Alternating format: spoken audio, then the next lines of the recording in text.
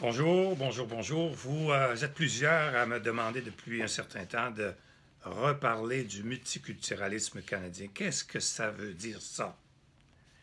Premièrement, en 1982, Pierre Elliott Trudeau a rapatrié la Constitution et a imposé au Québec sa loi constitutionnelle de 1982, dans laquelle loi se trouve une disposition sur le multiculturalisme. Ça veut dire que toutes les lois qu'on va voter après cette Constitution doivent concorder avec l'objectif qui est de promouvoir le maintien et la valorisation du patrimoine multiculturel canadien. Qu'est-ce que ça veut dire?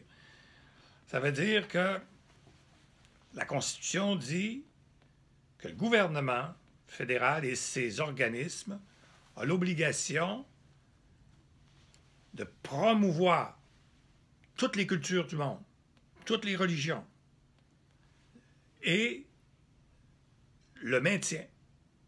Donc de les maintenir, puis de les valoriser. Alors,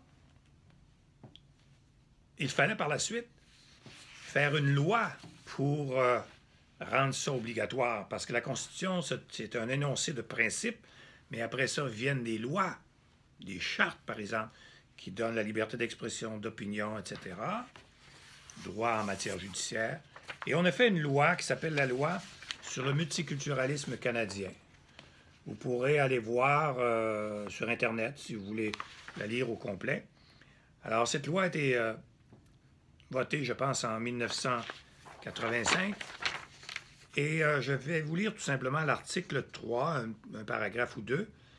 La politique du gouvernement fédéral en matière de multiculturalisme consiste. Multiculturalisme veut dire plusieurs cultures. N'oubliez pas la culture québécoise, qui en est une. Vous allez voir où je m'en viens pour le Québec, comment c'est dramatique, comment c'est pervers. Donc, consiste à reconnaître le fait que le multiculturalisme reflète la diversité culturelle et raciale de la société canadienne, donc diversité de toutes les races et cultures, et se traduit par la liberté pour tous ses membres, donc des membres de toutes les communautés du monde, de maintenir, de valoriser, de partager leur patrimoine, etc. Oblige aussi les gouvernements fédéraux à reconnaître le fait que le multiculturalisme est une caractéristique fondamentale de l'identité et du patrimoine canadien. Ça veut dire que le Canada, son identité, c'est l'ensemble de toutes les cultures. Il n'y en a pas une qui est meilleure que l'autre, il n'y en a pas une qui est majoritaire par rapport à l'autre. Alors que dans une société moderne, il doit y avoir une culture dominante donnée, une culture majoritaire autour duquel se greffent les autres cultures, s'y adaptent, s'y intègrent pour l'améliorer, l'ennoblir. Donc, ce multiculturalisme canadien, nous, au Québec, on ne l'a jamais accepté parce que l'Assemblée nationale, à l'unanimité, a rejeté la loi constitutionnelle de 1982 imposée par Pierre Elliott Trudeau dans ce qu'on a appelé la nuit des longs couteaux. En d'autres mots, je ne veux pas le dire, c'est pas beau de dire ça, mais le Québec s'est fait fourrer complètement par le Canada anglais. Mais la Cour suprême, ça a été contesté par la suite par le Québec. On a dit non, vous ne pouvez pas nous imposer quelque chose qu'on n'a pas signé. Nous, on est une nation, on est un peuple, on a le droit. Si vous voulez qu'on appartienne à votre Constitution, il faut signer. Et on n'a pas signé, donc ça ne s'applique pas à nous. Ah, la Cour suprême a dit non, c'est la majorité qui l'emporte. Toutes les provinces ont dit oui, plus le gouvernement fédéral. Donc, vous êtes liés et obligés de respecter la Constitution canadienne. Ça veut donc dire que les immigrants qui viennent ici, nous, on n'a aucun contrôle sur l'intégration des immigrants. Les immigrants qui viennent ici ont le droit de choisir de vivre ici comme s'ils étaient chez eux, avec leurs traditions, avec leur religion. Puis si ça ne fonctionne pas bien, ils ont le droit d'aller devant les tribunaux pour demander ce qu'on appelle des accommodements religieux. Par exemple, de prier 3 fois par jour.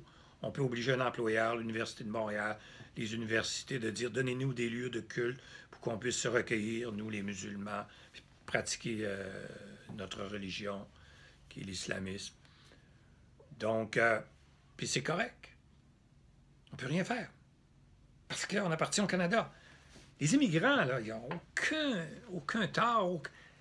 C'est la Constitution qui s'applique, puis eux autres, ils vont devant les tribunaux avec des bons avocats, puis ils obtiennent ce qu'ils veulent. Puis là, vous vous dites, bon, ça n'a pas de bon sens, on devrait pouvoir exiger que s'ils viennent ici, ils vivent comme s'ils étaient chez nous.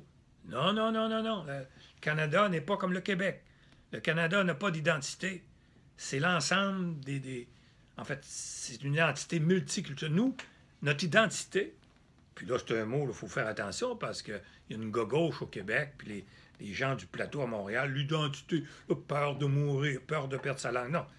Notre identité, c'est notre carte mondiale. Tous les peuples ont une identité, tous les pays ont une identité. Puis d'ailleurs, l'UNESCO a reconnu qu'on a le droit, les petites nations, de promouvoir le maintien et la valorisation de notre culture, de notre langue, de notre identité. Donc, nous, on voudrait promouvoir le maintien de notre culture française, francophone, puis de notre langue.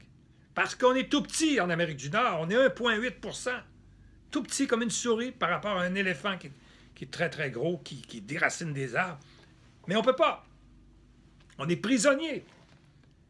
Ah là, vous allez dire, M. Bertrand, vous revenez avec la question de l'indépendance. Mais on n'a pas le choix. Comprenez-moi, on n'a pas le choix. Alors, avec le projet Liberté-Nation, qu'est-ce qu'on fait? Le projet Liberté-Nation, vous pouvez vous inscrire d'ailleurs, parce qu'il y a un mouvement qui a été formé. C'est www.libert-nation. Liberté-Nation, libert-nation.com. Là, vous devenez membre, puis ensemble, on va travailler. C'est un mouvement, c'est pas un parti politique, pour réaliser ce projet, faire la République fédérale du Québec et parachever le pays québécois. C'est un pays qui existe. Arrêtez ça, le pays québécois, il existe. Mais il n'y a pas le bout de papier qui est la Constitution, ça, c'est à Ottawa. Mais là, on va le prendre, ce bout de papier-là. Puis là, on va contrôler notre immigration. Puis on va le dire aux immigrants, là, attention, vous n'êtes plus au Canada, là. Vous êtes dans le pays québécois. Au Canada, c'est le multiculturalisme. Vous pouvez aller vivre là comme si vous êtes chez vous, pratiquer comme vous voulez vos religions de toutes les manières, votre langue, etc. Mais quand vous venez au Québec, c'est différent. Nous, c'est la séparation de l'Église et de l'État, donc vous n'aurez pas d'accommodement religieux. Vous devrez vous accommoder à la majorité. Vous ne vous effacez pas. Vous gardez votre religion chez vous, dans votre Église, dans vos mosquées, etc. Mais il n'y aura aucun accommodement pour quelque religion que ce soit. Ce sera vraiment une séparation de l'Église et de l'État. Deuxièmement, les hommes et les femmes seront égaux. Donc, vous ne pourrez plus faire des démonstrations où quelque religion que ce soit, vous humiliez la femme. Par contre, si vous voulez le faire chez vous, dans votre maison, puis dans vos mosquées, puis dans vos églises, ben vous le ferez. Mais nous, c'est l'égalité homme-femme. C'est la laïcité, c'est l'interculturalisme, c'est-à-dire que les cultures se rejoignent pour améliorer la grande culture québécoise, c'est-à-dire que celle qui est dominante, qui est majoritaire, parce qu'elle ne veut pas mourir. Pourquoi nous autres, notre culture mourrait pour laisser vivre toutes les autres cultures? On s'efface, puis prenez notre place, puis à la fin, on fera comme le Canada. On sera une tour de Babel.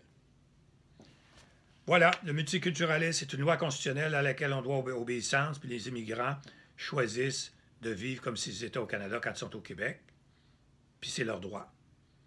Puis ils vont choisir, la majorité choisissent à 60 % quand ils ne connaissent pas le français, ils choisissent la langue du plus fort, la langue anglaise. Puis pourquoi ils prendraient la langue du plus pauvre, puis du moins riche, puis du moins... En Amérique du Nord, tout est anglais pour le Canada aussi. Alors, on leur donne le droit. Venez ici, choisissez votre langue. Je ne parle pas des enfants à l'école, je parle des adultes.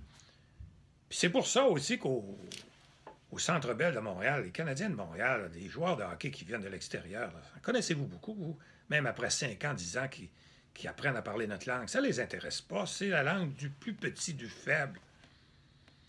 C'est malheureux, mais tant qu'on n'aura pas compris que l'indépendance, c'est la stature d'un peuple, c'est pas une question d'argent, c'est la stature d'un peuple devenu adulte, mature, capable d'assumer ses responsabilités sur le plan de l'immigration, sur le plan économique, sur le plan social, sur le plan culturel. Et en matière d'immigration, oui, la République fédérale du Québec, on va contrôler l'immigration, mais on va contrôler le modèle d'intégration de nos immigrants. On va être honnête avec eux. On va dire, à l'arrivée, choisissez. Parce que c'est sûr, une fois que vous êtes entré, on ne peut plus vous changer. Puis on ne veut pas vous changer. Actuellement, il n'est pas question qu'on essaie de vous changer. Vous ne changerez pas dans vos religions. Vous allez les faire comme vous voulez. Puis vous allez en demander des accommodements raisonnables. Puis on va être obligé de vous en donner.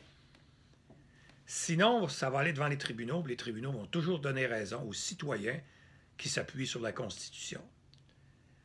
À bientôt, mes amis. Le choix est facile. Mais c'est à vous de décider. À bientôt.